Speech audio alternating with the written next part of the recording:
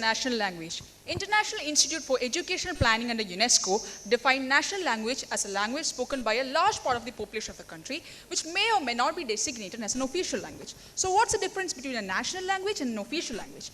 National language is connected to a country's socio-political and cultural functions, whereas an official language is connected to its government affairs and the affairs of legislature, executive and judiciary. With about 2.4% of world's total surface area and 17.7% of world's population, India houses 1,650 mother tongues as per a report published by Ministry of Education, Government of India in 2006.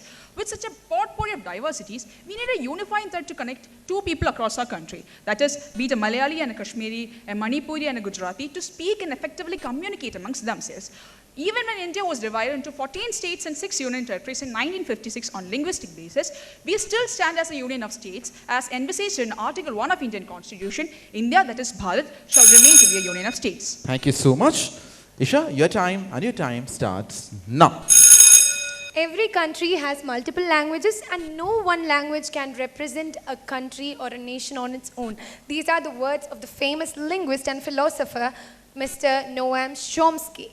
A national language can be a barrier to international cooperation and cultural diversity. It can also limit a person's ability to communicate through borders and cultures. Let's take a look at the diverse nature of India. India has around 19,500 languages according to the People's Linguistic Survey of India, of which many went extinct. Let's take the report of UNESCO, which showed there are 447 recognized languages, of which 197 are endangered. So when we look at such a country, a federal country, which is a union of states, we cannot ask for or need a language that can represent a country. Its diversity is its own representation. Good. Time up. Now you have 5 minutes and your time starts now.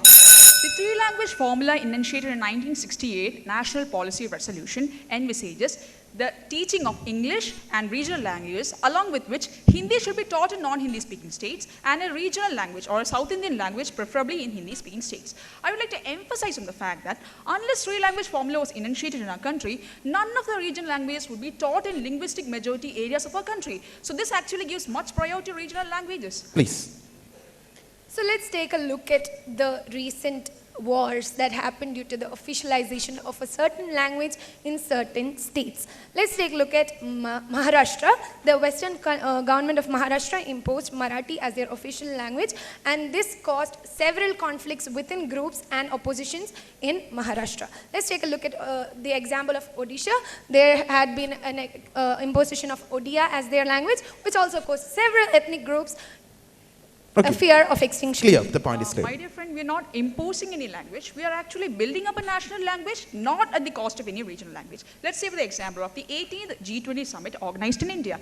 It is organized in different parts of our country with the intention to promote the regional and cultural ethnic diversity of our country. Moreover, I would like to add the National Education Policy 2020 envisages the teaching of students of primary education till 5th or 8th standard in regional languages. This actually promotes the language. Out to you. So when our constitution was formed, the English language was supposed to be an official language only for 15 years. It was reviewed because of the bilingual communities and the differences in states and the indecision of being able to decide on a certain language.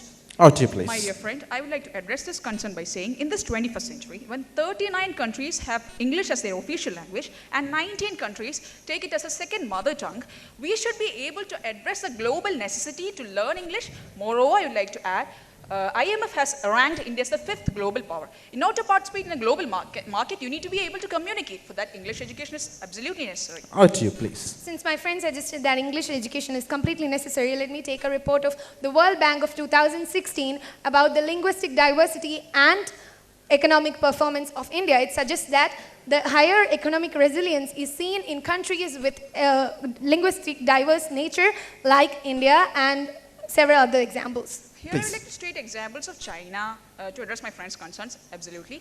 China, we have Mandarin as 70% people in China speak Mandarin, and they still have adopted Mandarin as their national language. In America, the migrant population have demanded, or they have requested, or they want English as their national language, and America has adopted it, and America is still one of the most superpowers in military as well as economic areas. So this actually works out. Over to you, please. I'm really happy that my friend suggested China and America. America does not have an official language, a national language, despite being a developed country. And China, since it has Mandarin Chinese as their language, let's take a look at the war crimes or the suppression of languages like Uyghur, Tibetan, and Mongolian in China. But we have to address the concerns. I think China has works out actually with that. Russia also 155 languages are spoken out of that, and the most spoken language is Russian, and still they have adopted such a language. And I would also like to suggest that we I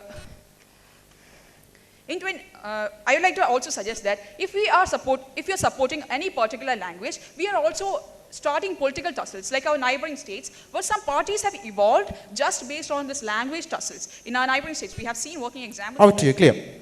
When we say that language or the differences in language divide us, we are going against the principles of our freedom fighters who said that our unity is in diversity. So let me state a few examples of the Balkan crisis. The Balkan crisis in the 20th century happened due to several leaders imposing a certain languages in certain areas, like the Serbian leader and the Romanian leader, who wanted Serbian language to be designated for their area and Romanian language for their area. Over to you. My dear friend, I thought the three-language formula was enunciated with a motive to set out a working example. If it works for India, that will be adopted. I thought that was the policy that was initiated by our government. I would also like to add that in India, if you are promoting a regional language, we have seen in Madhya Pradesh, you are making the medical system of education in Hindi. They're trying to regionalize that. So when this regionalization happens, this actually reduces our opportunities to go outside after this education completion. Moreover, it limits the knowledge that we get, because all the textbooks in such sciences are in English and other languages too. So let's look at the impracticality of imposing, or let me rephrase my word, to not imposing but needing a national language. Which language would be the best one to choose? Let's take a look at English. Your time up, both of you. It's time for the jury and your judges. Over to you, please. Sreelekshmy and Isha, nice work. Sreelekshmy, I have a question for you. You just now mentioned that the medical textbooks were designed and printed in Hindi, and that was detrimental to students or people who aspire to go outside. But I understand that all the progressed developed countries in the world have textbooks in their mother tongue. So as a developing country like India, we need our manpower and resources to be utilized for certain purposes. So in our country, if we are using our manpower in order to convert textbooks into our language, we are actually there are a lot of textbooks out of our country in different languages which we need to access. If we are able to give a primary education in English or any other language to our students and make them accessible to all of the languages, and then if we implement this system, I think it will improve the quality of our education system. It will make this knowledge accessible to all, and also if we need to promote that, we need to promote these systems also. Your time up. Isha, it's your time, and out of the jury, please. Hi, Isha. Hello. Can you explain the statement? National language is a barrier to international cooperation. There are many countries in the world have national languages. They are cooperating with other countries. What's the rationale behind that? Your time starts now. These are the words of Mahatma Gandhi, the greatest philosopher and the father of our nation. He said that national language can be a barrier to international cooperation and cultural diversity. It can also limit a person's ability to converse or communicate across borders and cultures. Yes, and since several countries that are developed have a certain national language and they're still developed, let me take a look at the languages. They are English, French, and languages that are having a more elitist or elite preaching of those languages. Thank you so much, both of you. Thus, you're done and you can sit and relax. Kindly come forward, both of you, and shake your hands. A huge round of applause for both of them, ladies and gentlemen.